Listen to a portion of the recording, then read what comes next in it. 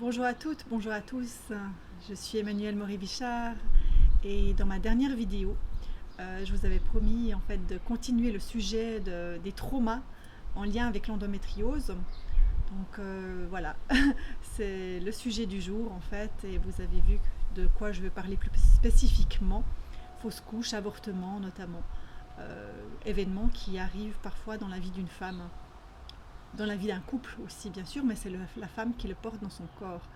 Donc la dernière fois, dans la dernière vidéo, j'ai abordé le thème du trauma en général, j'ai abordé le thème de l'abus et du fait qu'il y a des traumas qui semblent grands, importants dans nos vies, qui sont comme des cassures et qui laissent des traces, des empreintes sur un plan émotionnel, qui va ensuite générer des conséquences sur un plan mental, puisqu'il y aura des croyances qui vont être associées à ce trauma, sur un plan spirituel et sur un plan évidemment physique, puisque les traumas vont laisser des traces parfois dans le corps physique qui va se mettre à crier, à pleurer, va devenir messager de grandes souffrances.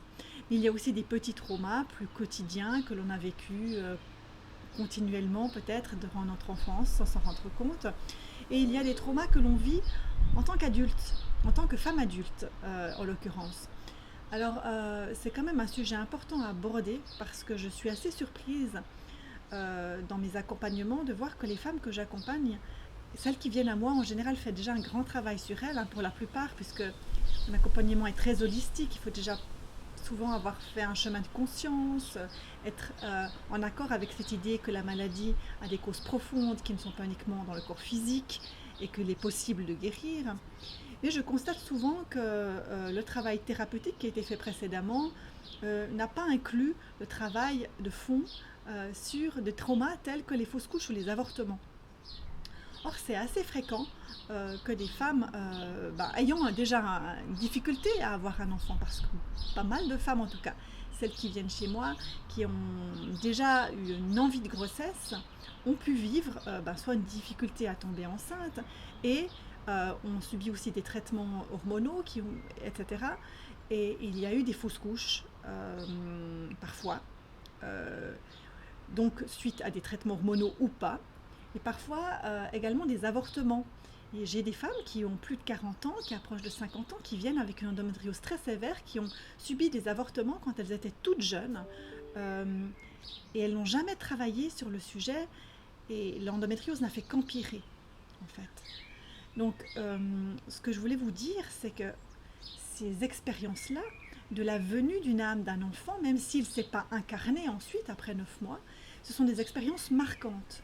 Ce n'est pas rien, ce n'est pas anodin. Et même si je n'ai pas senti que l'enfant était là, qu'il y avait quelqu'un qui était là, à quelque part quelqu'un, une présence, eh bien j'ai quand même vécu quelque chose de douloureux. Alors je ne parle pas des fausses couches des tout premiers jours, hein, mais quand même, si on a porté la vie, en tout cas on la porte toujours, mais je veux dire de cette manière-là, une vie étrangère, entre guillemets, pendant quelques semaines, de la perdre, que ce soit volontaire, plus ou moins volontaire, hein, dans le cas d'un avortement ou pas dans le cas d'une fausse couche, ça marque profondément une femme, et d'ailleurs un couple également. Mais la femme va le vivre sur un plan très physique. Et il se trouve que nos utérus gardent des empreintes. Je donne souvent l'exemple de l'utérus comme étant une sorte de grotte. Imaginez les grottes préhistoriques que vous avez peut-être déjà vues dans des films, vous avez peut-être déjà été voir la grotte de Lascaux, etc. Les grottes où il y a des empreintes préhistoriques. Eh bien, notre utérus, c'est un petit peu ça. Notre utérus, il garde des marques de ce que nous avons vécu, des traces. Et lorsqu'on a vécu une grossesse, parce que c'est quand même ce qui s'est passé avant l'acte de l'avortement ou la fausse couche, eh bien il y a eu la présence de quelqu'un, quelque chose s'est passé. Et si, suite à cet événement, que je l'ai voulu ou pas, à nouveau ce n'est pas ça l'objet, mais si je n'ai pas libéré l'utérus de ses empreintes énergétiques, à quelque part mon utérus n'est pas libre, à quelque part mon utérus n'est pas prêt à accueillir éventuellement une autre vie. Et parfois il va pleurer, il va crier, et une maladie telle que l'endométriose trouve un terrain idéal, un terrain fécond suite à ce genre d'événement. Hein, parfois des femmes ont une endométriose plutôt légère avant un tel événement et par la suite ça ne fait qu'empirer, parfois 10 ans, 15 ans plus tard. Donc c'est très important de comprendre ça, de l'empreinte énergétique il y a eu réellement une présence, il y a eu quelque chose qui s'est passé dans mon corps physique réellement. Et par ailleurs, sur des plans émotionnels, mentaux et spirituels, une fausse couche ou un avortement, ce n'est pas rien. Il peut y avoir beaucoup de culpabilité. Que je l'ai à nouveau voulu avec la tête ou non, je peux me sentir coupable toute une vie. Et donc, la maladie pourrait être un moyen, quelque part, d'expier. Je simplifie beaucoup, hein, bien entendu. Chaque cas est différent et il s'agit d'aller investiguer dans chaque situation. Mais je vous donne maintenant là des globalités parce que sinon on pourrait passer des heures à analyser chaque cas. Mais c'est pour que vous compreniez un petit peu l'impact de ces événements. Émotionnellement, la tristesse, le chagrin, le deuil qui n'est pas fait, eh bien, ça va générer des conséquences. D'ailleurs, d'une manière générale, je vous le dis, et ça c'est aussi une clé pour le chemin de guérison, la notion de deuil est super importante. Et souvent, quand on a développé une maladie telle que l'endométriose, il y a plein de deuils qui n'ont pas été faits. Donc, la perte d'un enfant, la perte d'un embryon, ça fait partie des deuils à travailler. Quand je parle de deuil, je parle vraiment de cette notion de dire adieu, de rendre adieu. Enfin bref, moi je le fais dans mon travail de thérapie, ça fait partie du chemin et ce n'est pas du tout morbide que de faire un deuil. Ce n'est pas oublier l'enfant ou l'embryon qui est passé. Au contraire, les liens d'amour étant éternels, comme je le répète toujours, faire un deuil permet de se libérer de la charge émotionnelle souffrante. Et d'ailleurs, dans ces types de traumas en lien avec le deuil, ce que je n'ai pas dit dans la dernière vidéo, c'est qu'il y a souvent, dans l'histoire d'une femme qui souffre d'endo, des deuils importants pendant l'enfance, par exemple. Le deuil d'un parent très cher, quelqu'un qui est réellement décédé, mais parfois aussi quelqu'un qui est parti pour une raison ou pour une autre, ça peut être un divorce, ou parfois c'est le deuil d'un amour très grand pour un père tellement aimé, ou une mère tellement aimée, ou un être tellement aimé, comme un jumeau, ce que j'évoquais dans ma dernière vidéo, le jumeau que j'aurais perdu, je peux me sentir coupable toute ma vie de l'avoir fait partir alors que ce n'est pas moi qui l'ai fait partir. Mais ceci est un sujet à part entière et je reviens maintenant, je ferme la parenthèse et je reviens aux fausses couches et aux avortements. Je vous invite vivement, si vous êtes sur un chemin de thérapie, de guérison, d'aller investiguer si vous avez vécu de tels événements et si vous n'en avez pas vécu. À nouveau, je reviens toujours à la même chose. Il est possible que des avortements, des fausses couches de vos lignées, donc dans une vision plus transgénérationnelle, vous impactent. Ou bien de vie karmique, de ce que vous avez vécu peut-être dans d'autres vies.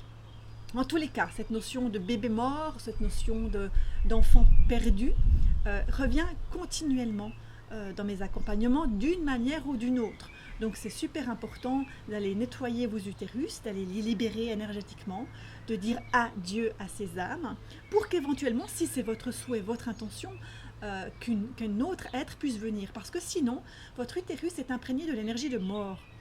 Et celles qui me connaissent savent bien que pour moi, je répète sans arrêt que la guérison, c'est rempli d'énergie de vie. C'est l'énergie vitale qui dépasse l'énergie de mort. Nous sommes tous des êtres vivants et nos cellules doivent pétiller de vie. Si mon utérus a gardé une empreinte de mort d'une certaine manière, c'est difficile d'y remettre de la vie, que je veuille un enfant ou pas. Donc la vie, l'énergie créatrice qui est capable d'enfanter des projets que je souhaite enfanter ou d'enfanter un enfant tout court. Donc ça c'est vraiment pour moi une clé dans l'accompagnement thérapeutique. Voilà, ça fait partie de tout le panel de l'accompagnement que je propose. Et puis après, d'autres personnes me posaient la question par rapport aux grossesses extra-utérines. Alors ça, c'est un sujet encore à part entière, parce que parfois, effectivement, on arrive à tomber enceinte, et puis l'embryon ne s'implante pas dans l'utérus, mais à l'extérieur. Et c'est un cas qui est un peu plus fréquent chez les femmes qui souffrent d'endométriose que chez les femmes qui n'en souffrent pas. Ça arrive. Alors ça, c'est un sujet encore différent, qui est en lien plutôt avec la thématique du lieu de l'utérus du foyer. Parce que l'utérus, c'est mon nid, c'est le nid pour un éventuel enfant, c'est le nid pour mes projets, ma création sur un plan énergétique, bien entendu. Donc, vous savez bien que la théorie, en tout cas actuelle, en cours, ça se discute sur un plan médical, on ne sait pas trop, mais en tous les cas, la théorie dit que les foyers d'endomètre chez une femme qui souffre d'endométriose migre à l'extérieur de l'utérus alors qu'il devrait tapisser l'utérus. La question, c'est pourquoi est-ce que ces tissus migrent à l'extérieur, quelle que soit la manière de toute façon. C'est comme si ce lieu n'était pas juste, n'était pas le bon. Il y a un besoin d'aller ailleurs, de voir ailleurs. Comme si la question du foyer n'était pas juste. Et dans le cas de... Donc ça c'est aussi toute une piste, tout un cheminement dans le panel de tout ce qu'on a à aller visiter quand on veut guérir. C'est quel est cet impact de la migration. Et parfois il y a des histoires d'enfants bâtards dans nos lignées, d'enfants illégitimes. Ça aussi c'est une histoire souvent transgénérationnelle. Ces cellules qui migrent à l'extérieur, c'est quand même mystérieux. Et un enfant, un embryon qui va s'installer, s'implanter à l'extérieur de l'utérus, ça veut dire, d'une certaine manière, sur un plan métaphysique, que l'utérus n'est pas propice, n'est pas prêt à accueillir un enfant, n'est pas à ce moment-là un nid douillet suffisant. Donc évidemment, sur un plan inconscient, il est très important d'aller comprendre ce qu'il se passe de nouveau dans cet utérus. Donc voilà pour les questions, en fait, je réponds aux questions que je reçois régulièrement. J'espère que ça vous aura éclairé, et puis si vous avez des questions ou des commentaires, n'hésitez pas à en mettre en bas de cette vidéo, et puis allez visiter mon site si vous avez des questions, besoin d'un accompagnement. En tous les cas, je vous souhaite le meilleur, et je vous dis à bientôt. Au revoir.